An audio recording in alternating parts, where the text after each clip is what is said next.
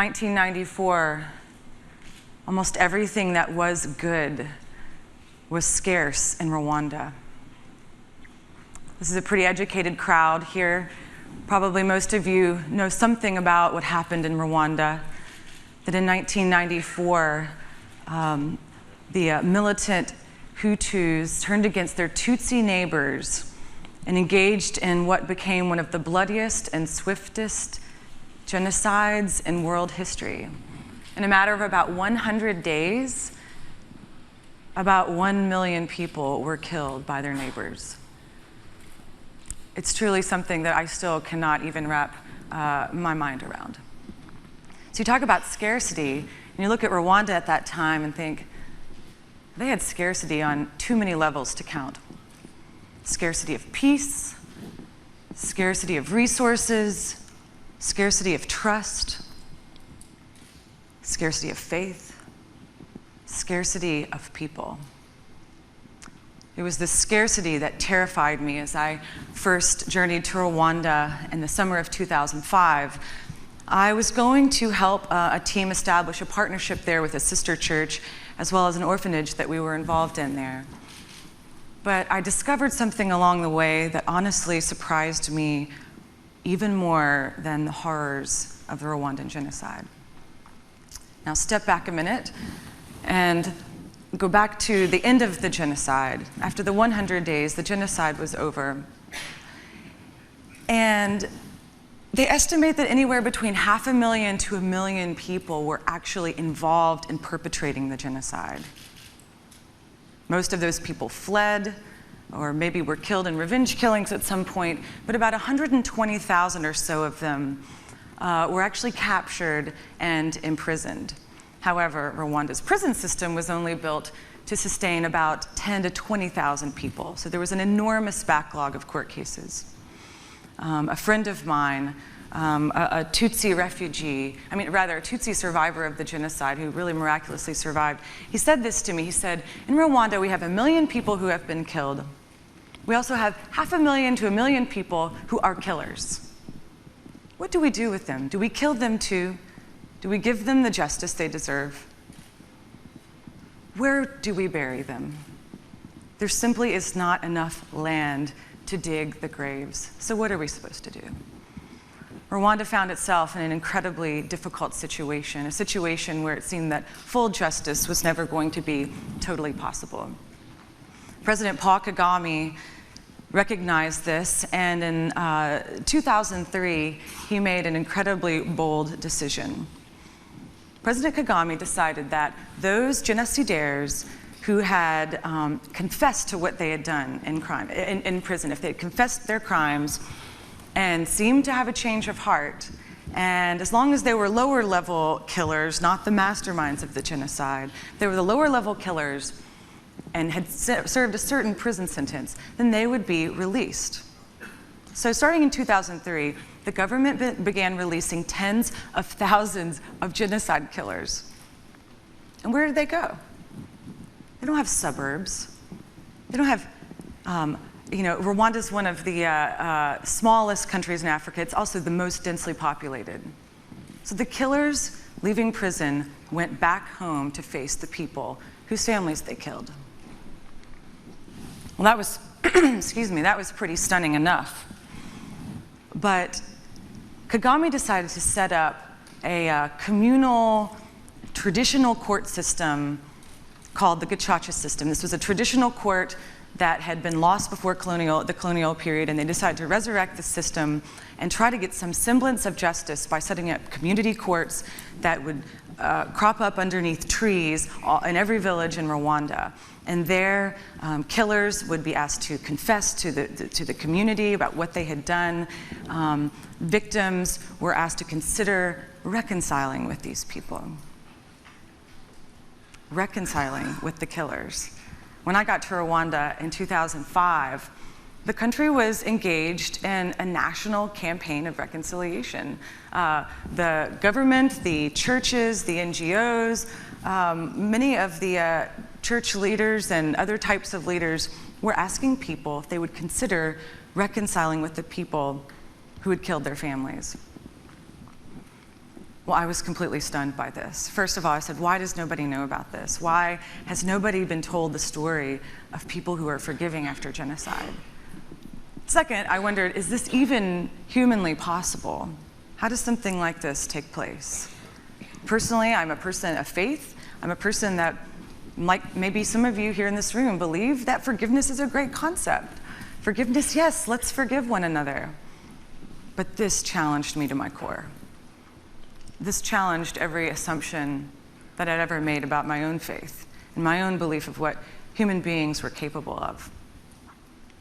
So I decided to make a documentary about it. I, at the time, was a film student at American University in Washington, D.C., was doing an MFA, and this idea hit me like a lightning bolt. And I said, I absolutely have to go back to go and investigate the lives of the people who were on the ground level, who were claiming to be reconciling. I have some slides which I've forgotten about. Here we go. Prisoners. Kagami.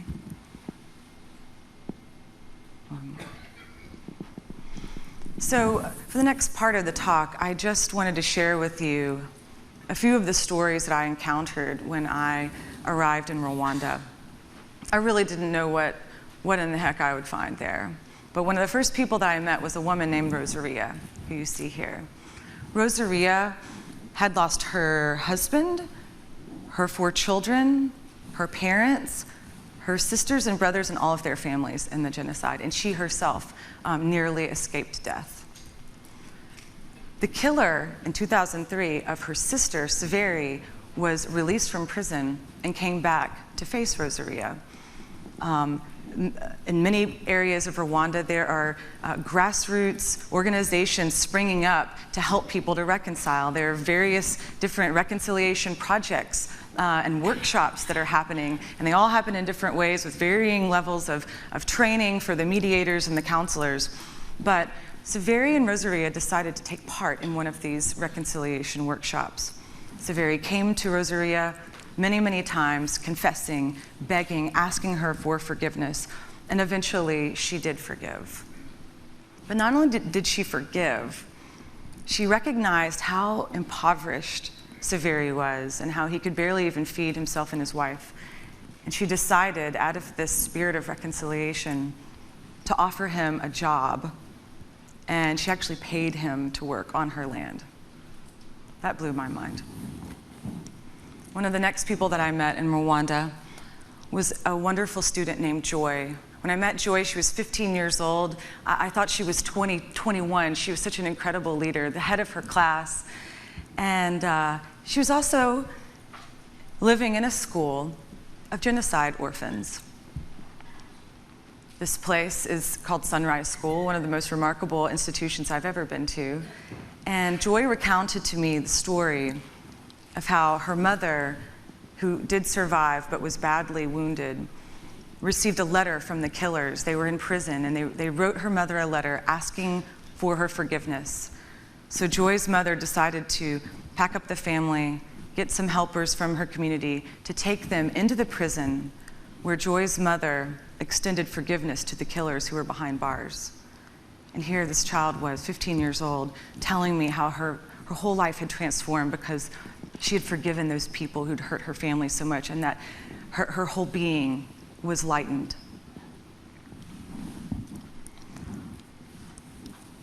One of the other people that I met, remarkable people, was a man named Stephen Gihiji.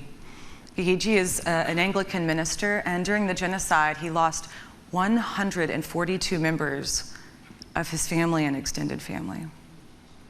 He himself was almost killed. He fled on foot to Tanzania. And when he got to Tanzania, living as a refugee, living in hiding, he said that he felt God speak to his heart.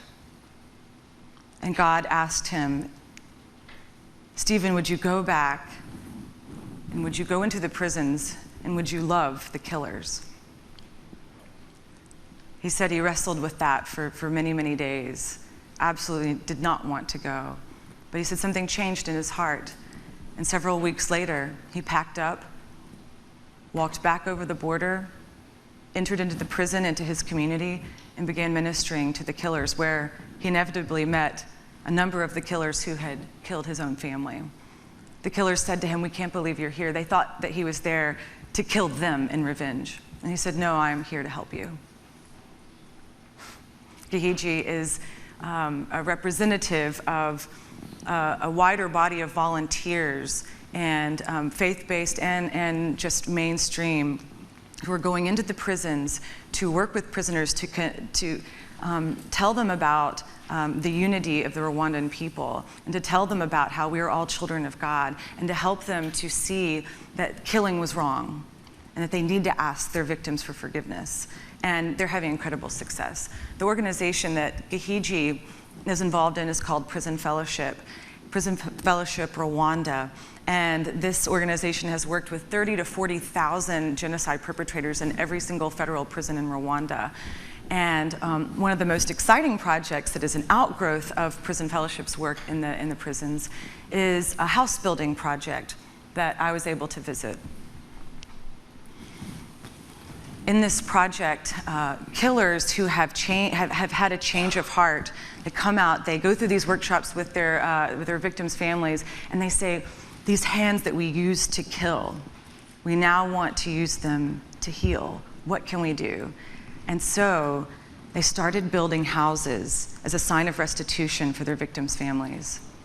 There are a couple of these villages right now where it's so exciting. You've got maybe 50 homes in a little area, and the killers have built all of the homes, most of them for the survivors, but a few of them are built for the killers themselves. And a few are built for the returning refugees. And there, in this small village, they're living side by side again, reconciled. They're living together again, owning cows together, owning goats together, working the land together in economic reconciliation. I was so inspired by this that I actually decided to devote the screening tour of my film to raising money for this project. They've completely run out of money. Only were able to build a certain number of homes. And there are like 10,000 ex-prisoners who have expressed interest in building houses for their victims' families. Absolutely remarkable. They simply don't have the tools. So what we've set up and have just launched this week, in fact, is something called the Living Bricks campaign.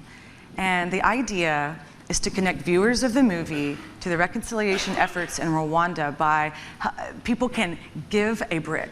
Your $20 goes to help a repentant ex-killer show his remorse to his victims by helping to build them a home.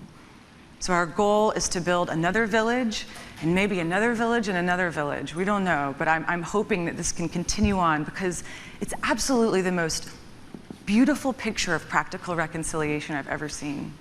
People living in the homes built by the people who once sought to destroy them.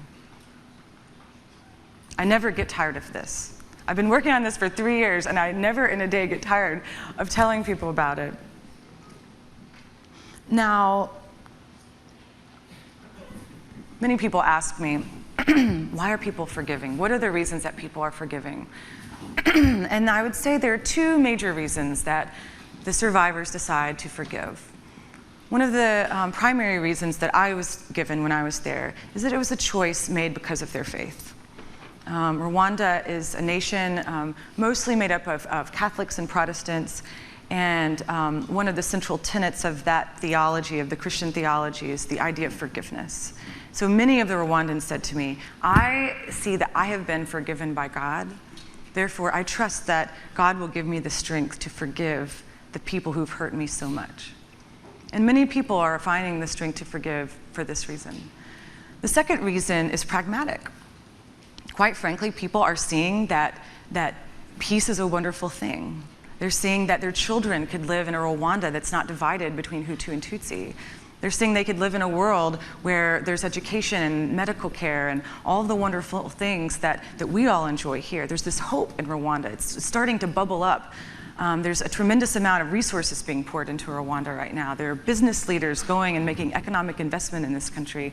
There are housewives who are deciding to raise money for child-headed households. There are student groups who are raising money for schools and to have partnerships with schools over there. There's a really unique focus of Westerners on Rwanda in the hopes that Rwanda can become the beacon of hope for East Africa. Now, I also want to be clear and say that it's not everybody who is forgiving. Not everyone in Rwanda, understandably, is forgiving. Many people that I met were not yet ready to forgive. Many people were still extraordinarily wounded by the genocide, and it's totally understandable. The Rwandans understand as well that it's a process, that reconciliation isn't a one-time choice, it's a daily choice. Forgiveness is a daily choice, and it's probably the hardest thing that anyone will ever do. There are also critics of this process. The Gacaca court process has its issues. There are no official representatives. People don't have lawyers. People are being judged by a court of their peers. President Kagame, although he has a no corruption policy, he also rules with a pretty tight grip and doesn't really like dissenters in his midst. The idea of justice, the fact that there are killers walking free, that full justice was not attainable in this situation, it's really, really hard for people, which it would be completely hard for me to see a killer of my family walking around. And yet, when it comes down to it, it doesn't seem that Rwanda really had many more choices. Either way you look at it, the thing that I get excited about is that in Rwanda, slowly, from the bottom up, abundance is beginning to take the place of scarcity. There is an abundance of forgiveness that's growing in the hearts of some of these survivors. There's an abundance of repentance in the hearts of some of the killers. There's an abundance of unity in the hearts of the students. There's an abundance in their economic progress, which has been incredibly significant, in their education, in their medical system. There's an abundance there. I personally believe that what we're seeing in Rwanda is the world's grand experiment in reconciliation and forgiveness. And I think it's a case study that we should all be following. As this abundance slowly begins to take the place of the scarcity that was once there at the close of the genocide, it poses to all of us a great challenge. And that challenge is, if it's possible for victims of genocide, of something so unthinkably horrific, if it's possible for them to truly forgive, then how much more hope is there for the rest of us? Thank you.